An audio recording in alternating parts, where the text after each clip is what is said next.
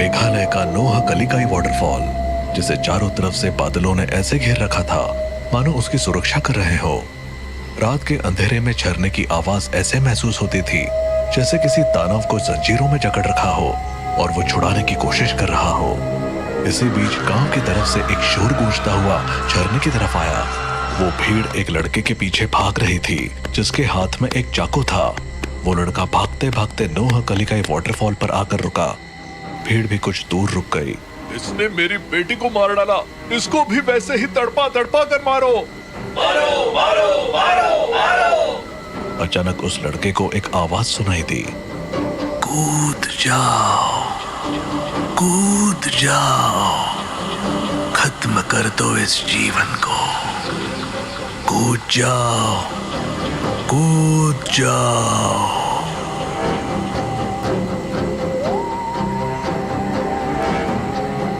वो भूतिया झरना है, हम वहाँ नहीं आएंगे। इधर आजा चुपचाप। वो भीड़ क्या चिल्ला रही थी उस लड़के को कुछ सुनाई नहीं दे रहा था।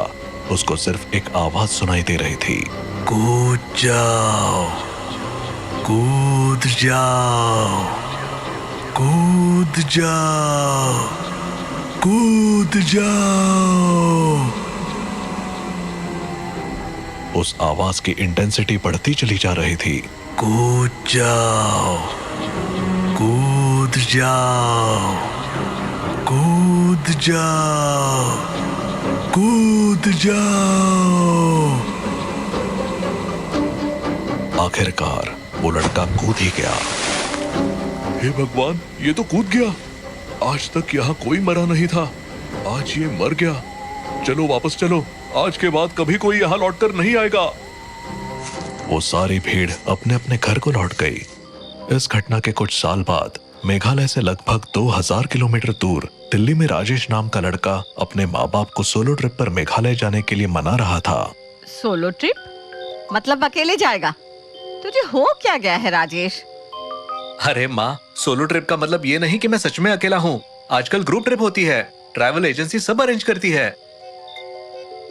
तू हमें बेवकूफ समझता है क्या? पापा, मैं बच्चा नहीं हूँ और हम ग्रुप में जाएंगे जिसमें अजनबी लोग होंगे पर सबकी डेस्टिनेशन सेम होगी। फिर भी अजनबी लोगों के साथ कैसे भरोसा कर सकते हैं? माँ, हर कोई ट्रिप पर एंजॉय करने के लिए ही आता है। प्लीज मुझे रोकिए मत, मुझे जिंदगी में कुछ नया एक्सप्लोर करना है। काफी देर तक बहस के बाद राजेश ने अपनी माँ को गले लगाकर मना लिया। पिता थोड़े अनमने तो थे, लेकिन उन्होंने भी अनुमति दे दी। ठीक है, लेकिन कोई गड़बड़ हुई तो सीधे घर वापस आना, समझे? जी पापा, बिल्कुल। अगले दिन राजेश ने अपना सफर शुरू किया। दिल्ली से मेघालय तक का सफर लंबा था। ट्रेन में सफर के दौरान उसने अपने ग्रुप के लोगों से मुलाकात की। मनदीप, इरफान, सलीना, ज्योति और राहुल। ट्रेन का सफर खत्म होने के बाद उन्होंने बस से अपनी मंजिल की तरफ बढ़ना शुरू किया। ये पहाड़ और हरियाली देखकर तो मन ही शांत हो गया। Seriously, it's amazing. बस अब एक पतली सी सड़क पर चल रही थी। घना जंगल चारों तरफ से फैला हुआ था। तभी अचानक बस का रेडियो चालू हो गया। तुम लोग यहाँ क्यों आए हो? वापस चले जाओ। रेडियो किसने चालू किया? ये तो अपने आप ही चालू हो गया। सुनाई नहीं दिया? वापस चले जाओ। ड्राइवर ने रेडियो बंद करने की कोशिश की, लेकिन वो बंद नहीं हुआ। सभी सहम गए। ये क्या मजाक है? कौन कर रहा है ये सब? ये कोई मजाक नहीं है, ये जगह भूतिया है। मैंने पहले भी सुना है कि यहाँ अजीब चीजें होती है। तभी रेडियो बंद हो गया और बस की लाइट्स भी एक पल के लिए बंद हो गई। अंधेरे में सब एक दूसरे को पकड़कर बैठे रहे। ये क्या था?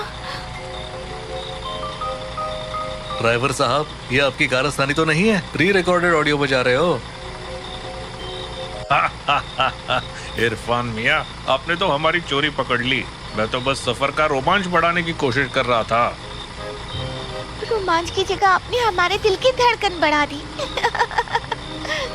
ये तो मजाक था, पर उन लोगों को पता नहीं था कि ये तो शुरुआत थी। असली खौफ तो अभी बाकी था। सुबह का समय था और चिरापुंजी की ताजी हवा में एक अलग ही जादू था। बस से उतरते ही उनका स्वागत गाइड डेविड ने किया। आप लोग चेरापूंजी की असली खूबसूरती देखने आए हैं तो यकीन मानिए ये सफर आपको हमेशा याद रहेगा।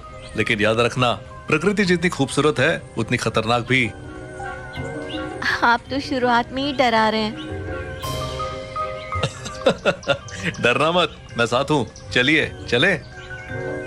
डेविड उन्हें एक एक जगह लेकर गया। हरियाली, अनगिनत झरने और लगातार गिरती बारिश ने उन सबको मंत्रमुग्ध कर दिया। बादलों के पीछे चलते हुए उन्हें ऐसा लग रहा था जैसे वो किसी जादुई दुनिया में आ गए हों। ये जगह तो सपनों जैसी है, मैं यही रहना चाहती हूँ। यहाँ सिर्फ घूमने में मजा है, रहना मुश्किल है। हमेशा बारिश जो होती है। जो भी हो, ये सफर जिंदगी भर याद रहेगा। घूमने के बाद वो एक छोटी सी ढाबेनुमा जगह पर बैठे। खाने पीने के बीच बातचीत शुरू हो गई और डेविड ने उन्हें नोह कलिकाई वाटरफॉल के बारे में बताया। आप लोग नोह कलिकाई वाटरफॉल के बारे में जानते हैं? बस इतना पता है कि ये एशिया का सबसे ऊंचा झरना है। ये सिर्फ झरना नहीं, इसके साथ एक खौफनाक कहानी भी जुड़ी है। कहानी के मुताबिक कई साल पहले यहाँ एक महिला रहती थी जिसका नाम लिकाई था। उसने अपने बेटी को पालने के लिए दूसरी शादी की, लेकिन उसका दूसरा पति बहुत ही क्रूर था। उसने लिकाई की बेटी को मारकर उसका मांस पका दिया। जब लिकाई को ये सच्चाई पता चली तो उसने इस झरने से कूदकर जान दे दी। तभी से इसे नोह कलिकाई वाटरफॉल कहते हैं। लोग कहते हैं कि यहाँ जाने वाले को आत्महत्या करने के ख्याल आते हैं, इसीलिए इसे भूतिया जगह माना जाता है। सभी के चेहरे पर डर और अजीब सी बेचैनी साफ दिख रही थी। God, this is horrifying. लेकिन क्या ये सच है? मैंने ये चीज फर्स्ट हैंड एक्सपीरियंस की है। मैं आपको वहां जाने की सलाह नहीं दूंगा। सभी ने उस जगह जाने की इच्छा जताई, लेकिन डेविड ने मना कर दिया। रात में सभी अपने कमरे में लौट आए, लेकिन राजेश के मन में उस जगह को देखने की इच्छा हो रही थी। उसने राहुल से बात की। राहुल, मुझे नोह कलिकाई वाटरफॉल जाना है, तुम मेरे साथ चलोगे? तुम पागल हो गए हो क्या? डेविड ने मना किया था ना। बस एक बार देखेंगे और लौट आ जाएंगे यार, प्लीज। ठीक है, पर जल्दी वापस आना होगा। रात के सन्नाटे में दोनों चुपके से होटल से निकलकर झरने तक पहुंच गए। झरने की गड़गड़ाहट और उसकी ऊंचाई देखकर वो दंग रह गए, लेकिन तभी उनके दिमाग में अजीब ख्याल आने लगे। कूद जाओ, कूद जाओ, ये जीवन बेकार है, कूद जाओ।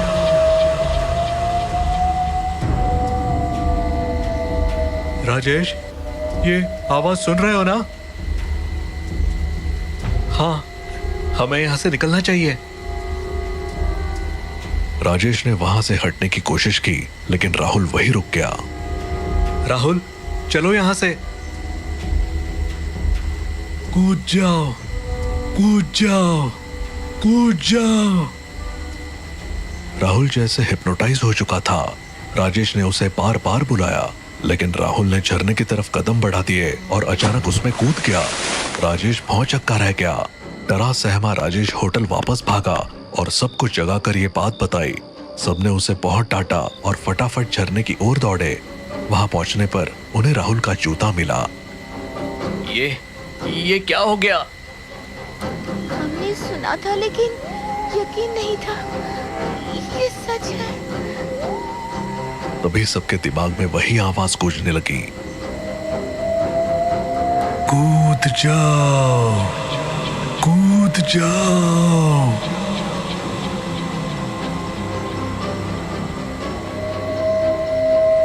यहाँ से भागो, जल्दी। सभी लौटने लगे, लेकिन तभी सेलिना ने अचानक इरफान को झरने में धक्का दे दिया। सेलिना, तुमने ये क्या किया? मुझे भी वही आवाज सुनाई दे रही थी। मैं खुद कूदने वाली थी, लेकिन अचानक उसे मारने का ख्याल आया। सभी हैरान परेशान होकर सेलिना को लेकर होटल लौट आए। सेलिना झूठ बोल रही है, ये उसका सिर्फ बहाना है। मर्डर हुआ है, हमें पुलिस को बुलाना चाहिए। हाँ, सच पता चलेगा। ये कत्ल है, इसे छुपा नहीं सकते। मैं सच कह रही हूँ, वो आवाज मेरे दिमाग में गूंज रही थी। मुझे नहीं पता चला मैंने क्या किया। रुकिए, आप लोग समझ नहीं रहे हैं। ये घटना अजीब है, पर मैंने पहले भी ऐसा सुना है। नोहक लेकाई वाटरफॉल के पास जाने वाले पहले सिर्फ खुद को नुकसान पहुंचाते थे, पर कुछ साल पहले एक लड़के ने गांव में किसी का खून कर दिया और भागकर वही जाकर खुदकुशी कर ली। तब से वहां जाने वालों को आत्महत्या के ख्याल के साथ साथ किसी और को भी मारने के विचार आते हैं। ये जगह अब खतरनाक हो चुकी है। ये सब अंधविश्वास जैसा लगता है। आप माने या ना माने, लेकिन मैंने ये बात कई बार सुनी है। ये सब उस लड़के की आत्मा कर रही है। सभी के चेहरे पर डर का साया था। किसी ने सोचा नहीं था कि उनका सफर इस तरह एक पूरे सपने में बदल जाएगा। तभी ज्योति बोली, राजेश कहाँ है? वो यहाँ नहीं दिख रहा। क्या वो फिर से झरने की तरफ गया है? नहीं, हमें उसे रोकना होगा। सभी घबराए हुए झरने की ओर भागे। वहां पहुंचकर उन्होंने देखा कि राजेश झरने के बिल्कुल किनारे पर खड़ा था और ऐसा लग रहा था जैसे वो किसी से बात कर रहा हो। राजेश, वहां से हटो। क्या कर रहे हो? यहाँ आओ। तभी राजेश के पास एक साया दिखाई दिया। साया कुछ पल के लिए रुका और फिर गायब हो गया। राजेश ने सिर घुमाकर उनकी ओर देखा और धीरे धीरे वापस आ गया। राजेश, वहां क्या हो रहा था? मुझे ऐसा लग रहा था जैसे जैसे कोई मुझसे बात कर रहा हो। वो कह रहा था कि मैं यहाँ से मत जाऊं। वो मुझे रोक रहा था। सभी ने घबराकर राजेश को वहां से दूर किया और वापस लौटे, और उन सब ने फैसला किया कि अब उन्हें दिल्ली लौट जाना चाहिए। बस चल पड़ी। धीरे धीरे लंबे सफर और मानसिक थकावट के चलते सभी सो गए। लेकिन रात के अंधेरे में राजेश अचानक उठ गया। उसकी आंखें लाल थी और उसमें कोई इमोशन नहीं थे। वो अपनी जेब से एक चाकू निकालकर धीरे धीरे अपने साथियों की तरफ बढ़ा। तुम सबको जाना होगा, तुम सबको जाना होगा। राजेश ने एक एक करके सभी को चाकू मारना शुरू कर दिया। उनकी चीखें सुनने वाला ड्राइवर के सिवा कोई नहीं था। ये लड़का पागल हो चुका है।